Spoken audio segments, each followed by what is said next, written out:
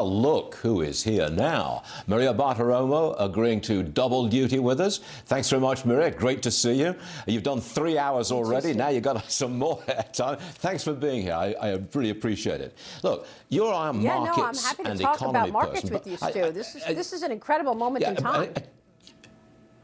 Can I start with politics, however? AOC, Alexandria Ocasio-Cortez, slamming Governor Cuomo because she thinks that what he's doing for the New York economy and the New York situation favors the wealthy. You're in New York.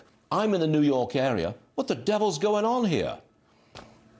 Stu, I have no idea what she's talking about. I mean, Governor Cuomo has gotten such high marks in terms of his leadership during this. He's giving press conferences every day to alert people as to the severity of the situation. New York is obviously the epicenter right now, and New York City is the epicenter of New York State. I think that this whole line of attack, that you're just in it to help rich people, the line of attack that all of the tax cuts go to the rich, is all more of the same that she thinks plays well to the populace, even if it's 100% wrong. I mean, Stu, you and I both know income inequality is narrowing. It was narrowing before this crisis occurred because wages are going up.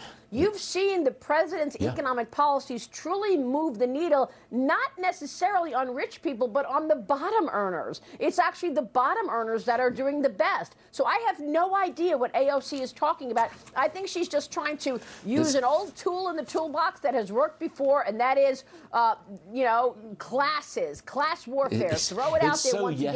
It resonates. I'm going to use it as much as I can. I think this is all politics. Maria, the English invented class warfare. I know all about it. Believe me, I really do. Let me talk to you about housing.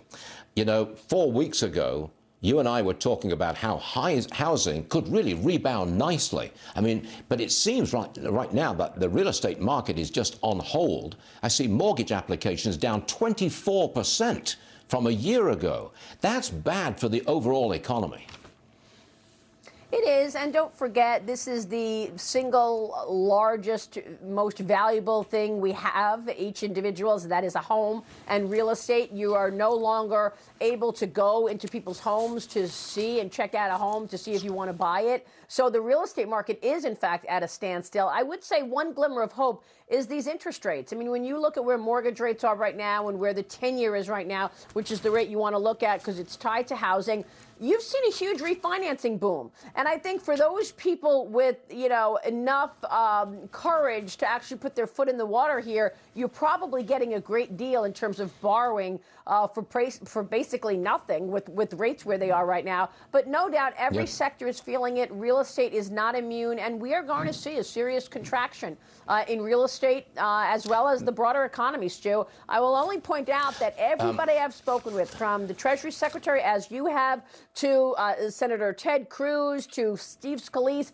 everybody's saying the same thing about the fourth quarter of this year, and it has to do with rebound, boom, gigantic is what Mnuchin said. So we are actually going to see some pretty good news on the other side of this. But getting through this, no doubt, is going to be difficult. I can't wait for the other side, Maria, and that's a fact.